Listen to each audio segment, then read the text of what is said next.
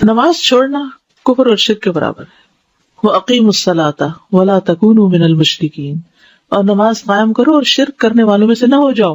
کیوں؟ کیونکہ وہ تو نماز نہیں پڑھتے یا غیر اللہ کے لیے سجدے کرتے ہیں. نماز چھوڑنا ایمان سے محرومی ہے. ابن مسعود کہتے ہیں جس نے نماز ترک کی اس کا کوئی دین نہیں. ابو درداء کہتے ہیں جس کی نماز نہیں اس کا ایمان نہیں، اور جس کا وضو نہیں اس کی نماز نہیں. نماز نہ پڑھنا منافقت کی علامت ہے.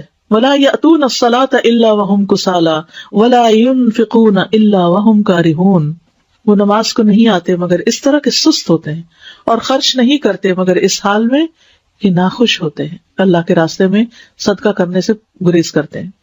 ابن عمر کہتے ہیں کہ جب ہم کسی آدمی کو فجر اور عشاء کی نماز میں حاضر نہ پاتے تو اس کے بارے میں برا گمان کرتے تھے کہ شاید وہ منافق ہو گیا ہے. امام ابن القیم رحمہ اللہ کہتے ہیں نماز میں یہ 6 صفات منافقت کی علامت ہے. نماز کی طرف جاتے وقت سستی کا مظاہرہ کرنا، نماز ادا کرتے ہوئے لوگوں کو دکھلاوا کرنا، اس کی ادائیگی میں تاخیر کرنا، جلدی جلدی ٹھونگے مارنا، اس میں اللہ کا ذکر کم کرنا، با جماعت نماز پڑھنے سے پیچھے رہنا. پھر جان بوجھ کر نماز چھوڑنے والے سے اللہ کی ذمہ داری کا ختم ہونا. نبی صلی اللہ علیہ وسلم نے فرمایا جان بوجھ کر نماز کو ترک مت کیا کرو، اس لیے کہ جو شخص جان بوجھ کے نماز چھوڑتا ہے اس سے اللہ کا ذمہ ختم ہو جاتا ہے. ایک نماز قضا کرنا بڑے خسارے کا باعث ہے. نبی صلی اللہ علیہ وسلم نے فرمایا جس کی ایک نماز اس سے فوت ہو گئی گویا اس کا مال اور اس کی اولاد فنا ہو گئی. اتنا بڑا ایکسیڈنٹ ہے، اتنا بڑا نقصان دہ ہے، لیکن ہم کبھی اس کو نہیں سمجھتے کہ کتنی بڑی نقصان کی بات ہے. چھوٹی چھوٹی باتوں پہ نماز چھوڑ دیتے، وہ کیا ہے مہمان آ گئے تھے، وہ کیا بس ڈرائیو کر رہے تھے، وہ کہیں نہ کہیں تو روک بھی سکتے تھے. ایک نماز چھوڑنا اعمال کی بربادی کا باعث ہے. نبی صلی اللہ علیہ وسلم نے فرمایا جس نے نماز اثر چھوڑ دی اس کے اعمال باطل ہو گئے. حبط عملہ، یعنی نماز چھوڑنا باقی اعمال، باقی نیکیوں کو بھی ضائع کر دیتا ہے.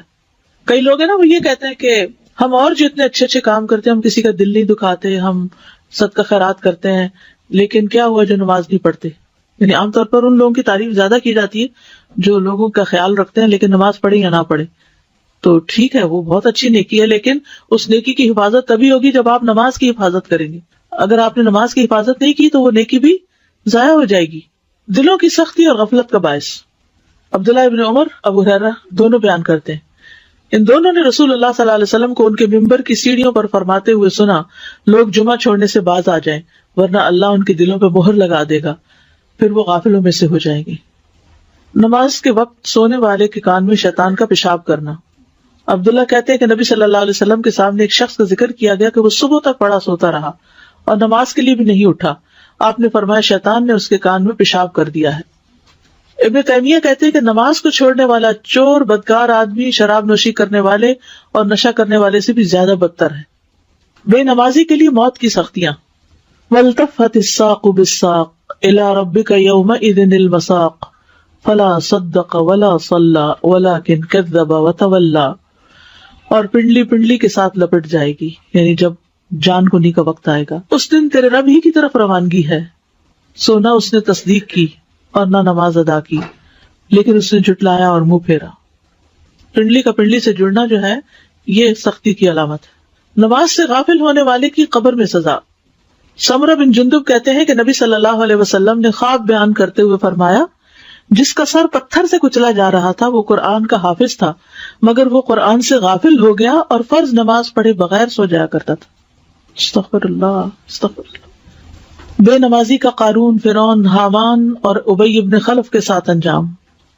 ایک دن نبی صلی اللہ علیہ وسلم نے نماز کا ذکر کرتے ہوئے فرمایا جو شخص نماز کی پابندی نہیں کرے گا تو وہ اس کے لیے روشنی، دلیل اور نجات کا سبب نہیں بنے گی، اور وہ شخص قیامت کے دن قارون، فرعون، حامان اور ابی ابن خلف کے ساتھ ہوگا.